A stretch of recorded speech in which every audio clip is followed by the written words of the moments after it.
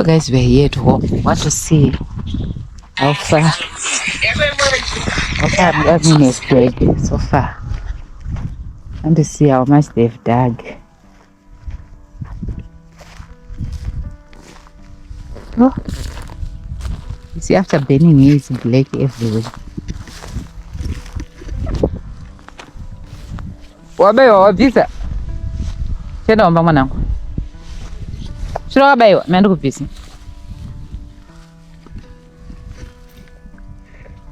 Sorry.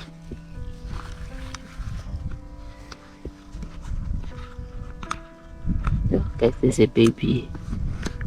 Let me carry and put it there. Yeah, put up it. Oh!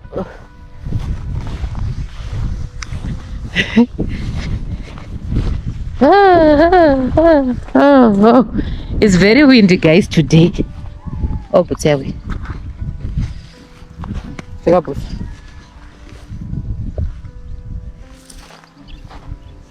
I'm going to see, guys. Usauye kunoku. Ando kwa baiwa. I'm going to see where I'm digging. Yeah, here we should just pray that we don't see snakes. With this long grass.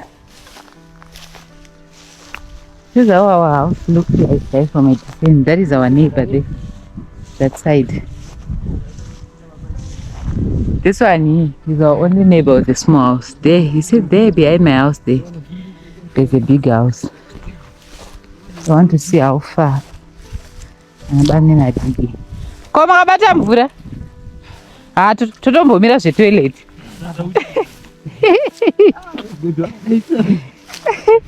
Wefokoda. Ko zvakareba nei? Murusa kunoko? Arinosvika somewhere pana. All right.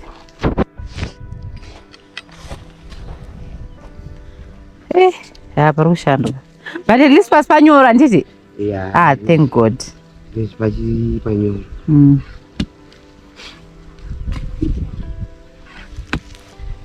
So here the plan, guys, is to put a Blair toilet. Kwamabata dombo. Dombo rachakaita sei. Oh, okay. Pane nokwanisa kuchereka. Kuita rimwe rinoda kublastwa. Okay. But ati expected.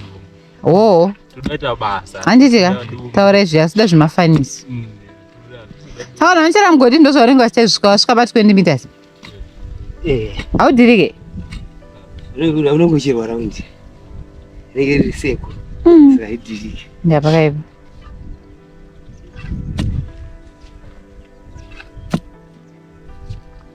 This is how we dig for a Blair toilet.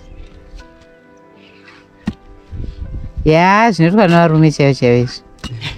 Kwete vamwe vaya vakanzi toilet for men. Varume.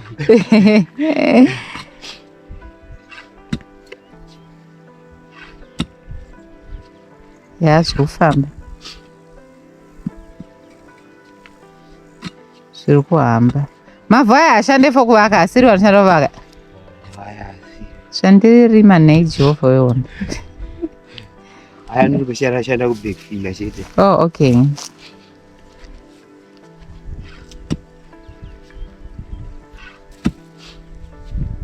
So guys, if you keep supporting me, we are going to build the toilet. So far we managed to get money to dig. Now we want to again, after some time, we start building the toilet. Oh, this, guys, is our yard. Oh, this one.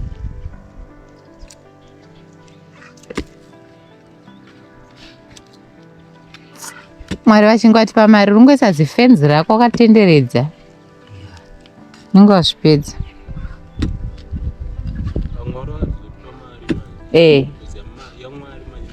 Inenge yejurawo.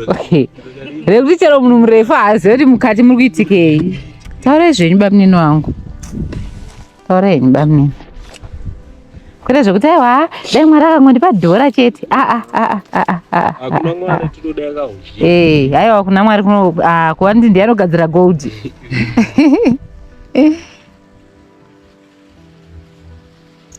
Mushanje. Mushanje uri usaidi uko. Usaidi uko. Uyu.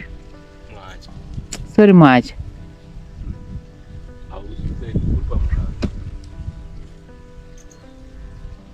Yeah, pamukana. Nongopindwa ipapa ichienda. Ranye fenzi. Pesa hiyo kwa Yeri mgani njiwe. Takata pale pale tunatosiya. Tunatosiya kageti msha. Alright. Vanuswededza mukati msha. Muswededza kunokubisha.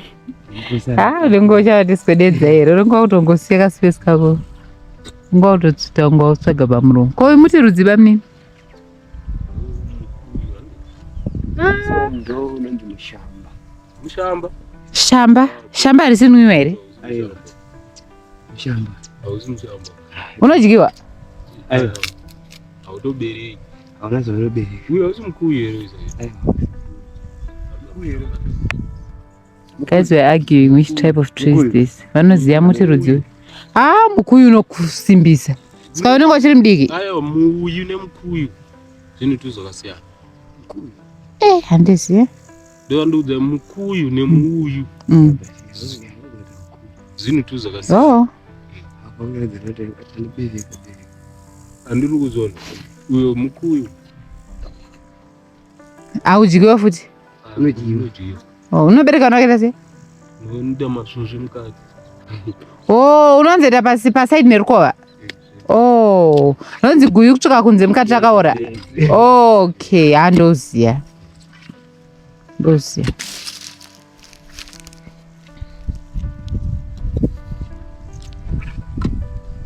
Isi sauda unogadzirira tiende kuHarare isu.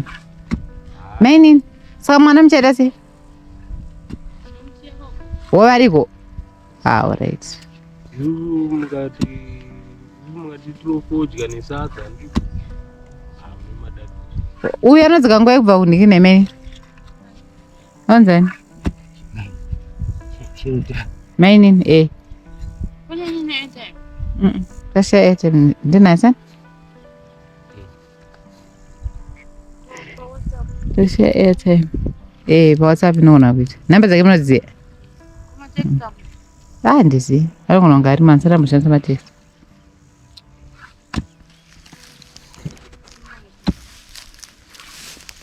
Oh yes. Mwari ka nyoka dzese ngadzibve muyadhi munomu. Nyoka dzese Mwari ngadzibve. Uyu muti utongo unodyarwa. Unomera wega?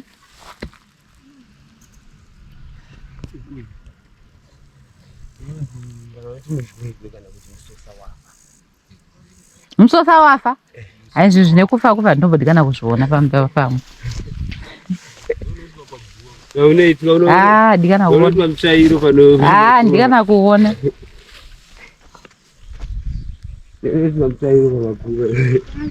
Mwana chambupuri chikubva noho. Norapa Kwadupiwa rimwe zita hauna rimwe zita? Nechekurapa-rapawo? Ndoziva kuti nonzi muzhwezhwe. Nekuti musosa wafa. Taskeri. Sorry bana. Iyi ndovhurwa nje. Aiwe.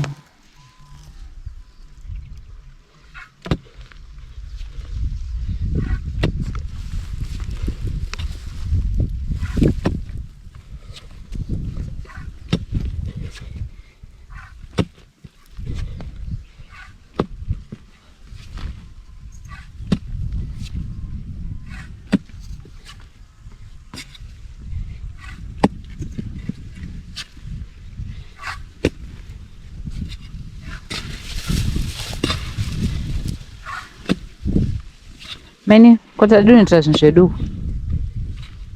Unzvone.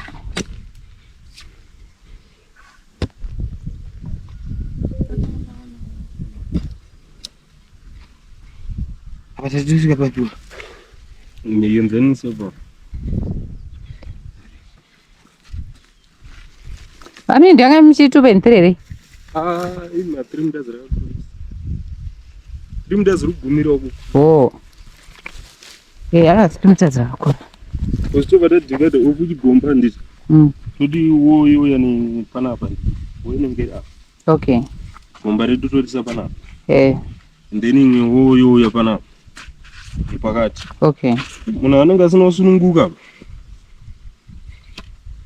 Chanoko zancho tichite space wombe chete. Plaza ndi zvegomba zvinene space. Nyuti wo inoenda kunze. Kwegomba. My boy. Ande kwa ndosara na dzedzi. Pamusore bamini. Batiko fodya maguru fodya. Tazvinzwa bamini. Zvefodya izvi zvisisadza bamini. Zvefodya isusu hatipute fodya. Hatopute fodya because hatidzikwanisi. Ona mataxi. Fodya. Naime nditotenga fodya. Watongobvuma kamadhamu.